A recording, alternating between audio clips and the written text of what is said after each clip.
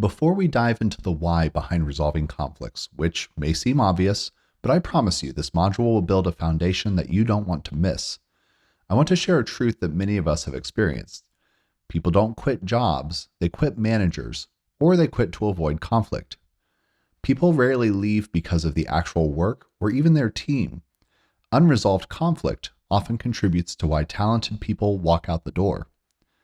I've also seen people fired, not necessarily because they were doing a lousy job, but because their manager was unwilling to handle conflict. Maybe the employee wasn't performing perfectly, missing some steps here and there, but these were situations that absolutely could have been resolved through better management and coaching. Instead, the employee was dismissed because properly managing someone requires engaging in some level of conflict. You have to tell somebody what they're doing wrong and do it in a way that helps them grow. That's challenging work. In this module, we'll explore why conflicts must be resolved and lay the groundwork for how you can address conflict constructively. We'll examine the actual costs of unresolved conflicts, financial, productivity-related, and psychological. We'll distinguish between constructive and destructive conflict and discuss how conflict avoidance can be just as damaging as open hostility.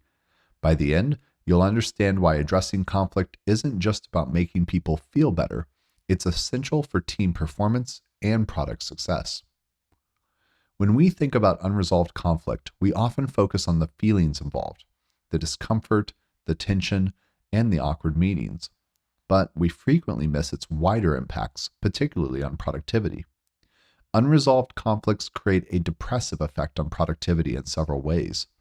People become anxious and distracted, dwelling on the conflict instead of focusing on their work. They might spend time talking with coworkers about it, gossiping or triangulating, a term from family systems theory where people talk about others rather than directly addressing issues. All these behaviors take time and attention away from the work that needs to be done. The financial toll is substantial. Research shows that U.S. businesses lose approximately $359 billion annually due to workplace conflicts. This includes lost productivity, turnover costs, and missed opportunities. When we need to replace team members who leave because of unresolved conflicts, it costs at least 150% of their base salary when we account for recruitment, onboarding, and decreased productivity during transitions. Conflict also leads to absenteeism, where people simply call in sick or take mental health days to avoid the tension. One study found that 25% of employees reported absences specifically due to workplace disputes. But there's also presenteeism, where people are physically present but mentally disengaged due to conflict, which affects their own work and the work of others who might have to pick up the slack. Perhaps the most overlooked impact of unresolved conflict is how it stifles innovation. In cultures where conflict is not resolved well, people become conflict avoidant. They hesitate to challenge ideas or suggest improvements for fear of creating tension. Think about it.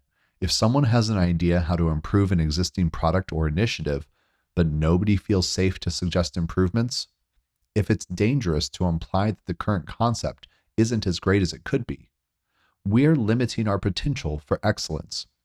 Teams with low constructive conflict are dramatically less innovative because the environment doesn't support the healthy exchange and testing of ideas.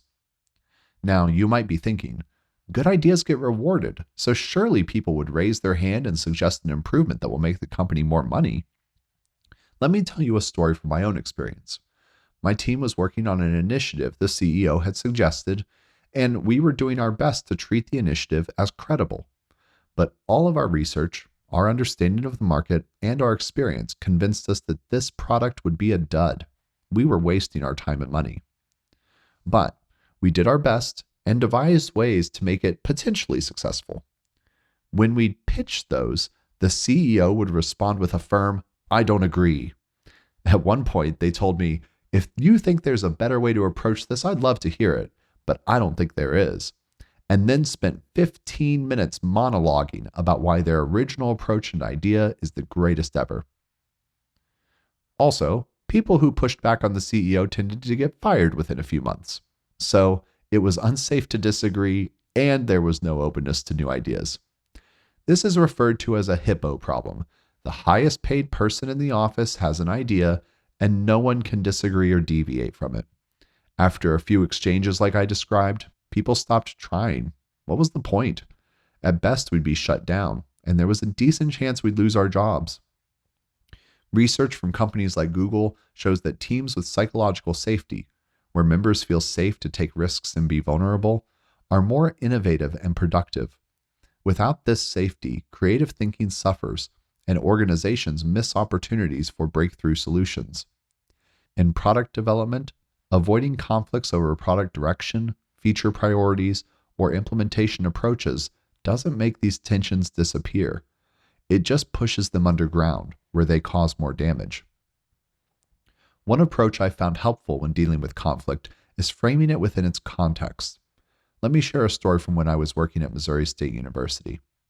We'd had a terrible day with multiple huge mistakes resulting in service outages, computer labs being down, staffing shortages, just all kinds of problems that could have been easily avoided.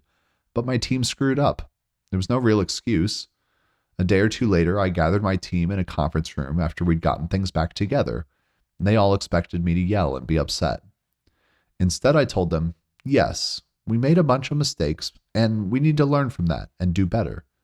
But from a cosmological perspective, none of this matters. In 200 years, no one is going to remember this. The tension left the room. Their shoulders relaxed, and everyone could take a deep breath and open up. We began discussing how to make sure these mistakes didn't happen again, and the team grew closer together and more effective as a result. This was only around 15 years ago, and I've already forgotten what that big disaster was. These things don't matter as much as they seem to in the moment. We can get so wrapped up in what feels like a big deal, a massive problem, or become so concerned about our sense of control and power that we don't handle things well and lose perspective. When that happens, we may not treat people well or resolve conflicts constructively, making the situation more destructive. At that same job, one of my employees seriously messed up, and I absolutely failed as a leader. He was a manager for a large computer lab with about 140 computers, and he made an error with a software deployment that took down the entire lab. Instead of fixing it, he left early for lunch and didn't return to work.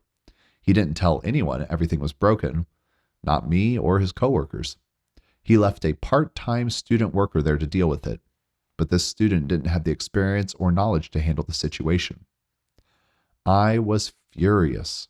This employee had made significant mistakes, hadn't admitted them, hadn't asked for help, and had left a junior employee to try to fix his mess. We eventually got everything working. I stayed late to fix it, but I called him into a conference room the next day and let him have it. I yelled, I cursed, and criticized all of his faults. He yelled back, and then I ended the meeting and he left. When I went home that night, I felt guilty. I knew I had handled it completely wrong. It was one of my first big management mistakes. More than 15 years later, I would approach it very differently. At the time, I felt I needed to express my power and make sure he understood how badly he had messed up. I thought he would never do these things again if I hammered home everything he did wrong. Realizing how wrong I had been to take this approach, I went to his office to apologize and tell him all the ways that I screwed up. Do you see a pattern here? Anyway, it didn't work. I had done too thorough a job blowing up the bridge between us. A better approach that I wish I had used is to state your observations and then let some awkward silence build and see what the other person has to say. In this case, I could have started with, I observed you left work early yesterday. It's a pretty innocent statement that focuses on what I see, while inviting the other person to fill in the gaps. It also doesn't communicate any assumptions. Instead, it sticks to the facts. There may have been an emergency or some other mitigating circumstance. If I start by yelling and blow everything up before finding out there was a legitimate reason for the other person's actions, then I'm failing at resolving this conflict. Let's say in this hypothetical go back in time and do better scenario that he replies he took off for lunch and then his truck broke down. We could go a few directions with that, like, why didn't you call us and let us know? But leaving that aside, we can continue with the observation statements. For instance, when I came to the lab to check in, I saw that a lot of computers were down. In my anger at the lab being broken and the young lab assistant being abandoned, I had prepared myself to chew him out. I should have been preparing myself to practice curiosity and stay calm. Calm in the midst of conflict is a superpower that few possess, and it's a superpower that people can develop. If you learn it, your career will be far more successful. Not all conflict is harmful. Research indicates a clear distinction between constructive and destructive conflict. Constructive conflict focuses on issues rather than personalities and leads to better outcomes.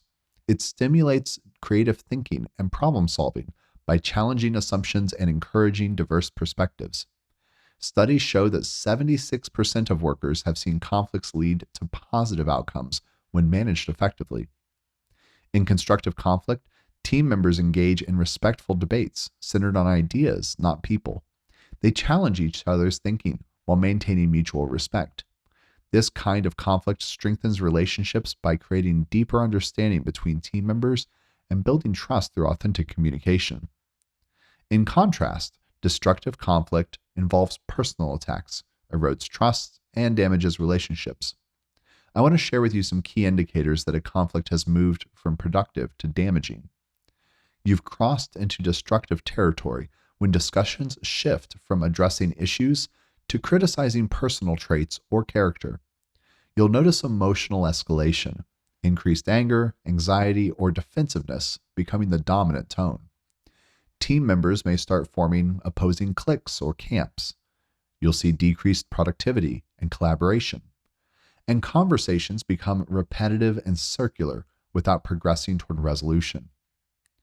The difference is often in how conflicts are approached and managed. Productive conflict centers on ideas, processes, and outcomes. Destructive conflict centers on personalities, blame, and protecting one's ego.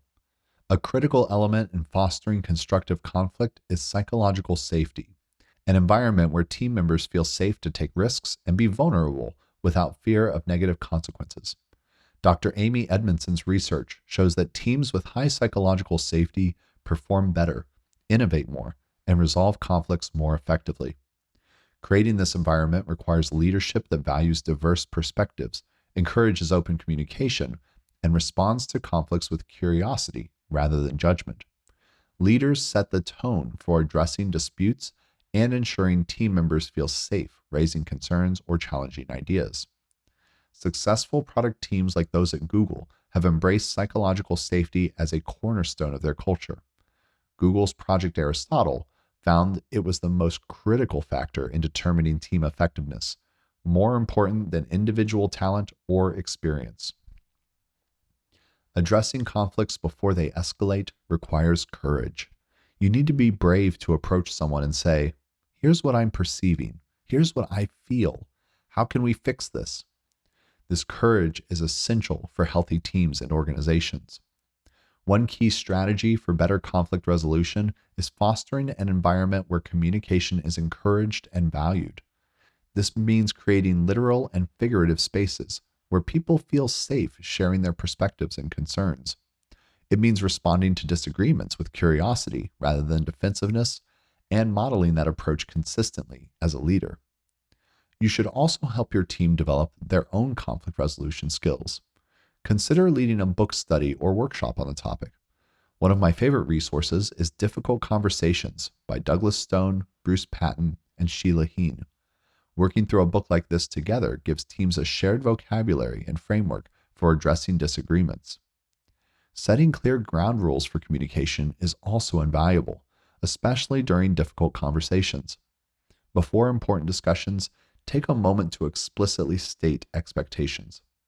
You might say, "We'll focus on issues rather than personalities. We'll speak from our own experiences using I statements. We'll assume good intentions from everyone involved." These simple guardrails can keep conversations productive even when emotions run high. Perhaps most importantly is practicing curiosity. When conflicts arise, our first instinct is often to defend our position or attack the other person's. Instead, try asking questions that genuinely seek to understand. could ask, "Can you help me understand your perspective on this? What led you to that conclusion? What am I missing here?" These questions, asked with sincere interest rather than as a rhetorical device, can transform contentious situations into collaborative problem solving. Different leaders handle conflict differently based on what developmental psychologists call their action logic, how they interpret their surroundings and react when their power or safety is challenged. According to research by David Rook and William Torbert, leaders operate from different action logics, such as opportunist, diplomat, expert, achiever, individualist, strategist, and alchemist. Those operating at earlier action logics tend to view conflict as either a win-lose contest, opportunists, something to be avoided at all costs, diplomats, or a matter of who has the most expertise, which is experts. At the achiever level, leaders begin to see conflict as something to be managed for organizational goals. It's at the later action logics, particularly strategist and alchemist, where leaders excel at constructively working with conflict. Strategists deal with conflict more comfortably than those with other action logics, and they're better at handling people's instinctive resistance to change. Alchemists take this even further, with an extraordinary capacity to work across multiple contexts simultaneously, creating transformative solutions that address more profound needs. What's encouraging about this research is that leaders can evolve from one action logic to another through self-awareness and development. Many leaders have successfully transformed themselves from experts into achievers, from achievers into individualists, and from individualists into strategists. This growth typically involves both personal changes, like developing new relationships or practices, and environmental supports, like mentorship or new role challenges. The resources for this course include more information on these action logics and how you can develop your capacity to work with conflict more effectively, regardless of your current approach. We'll also talk more about this subject in later modules. Let's bring this all together. Unresolved conflicts carry enormous costs, financial, productivity-related, and psychological. They stifle innovation, drive away talent, and create toxic work environments. However, when handled well, conflict can be a powerful driver of innovation, team cohesion, and organizational success. As a leader, recognize that you are responsible for addressing conflict, even if the people involved aren't your direct reports. Leadership means creating an environment where healthy conflict can occur and modeling effective conflict resolution yourself. This requires courage, curiosity, and skills you can develop over time. Remember that addressing conflict isn't just about making people feel better. It's about building high-performing teams that deliver exceptional results. The cost of ignoring conflicts far exceeds the discomfort of addressing them. Our next modules will explore specific frameworks and techniques for resolving conflicts effectively. But for now, I encourage you to reflect on how conflict is handled in your organization and what steps you might take to create a healthier approach. Conflicts in product teams aren't just inevitable, they're necessary for innovation. Our job isn't to eliminate conflict, but to ensure it remains constructive and leads to better outcomes for our teams, our products, and ultimately, our customers.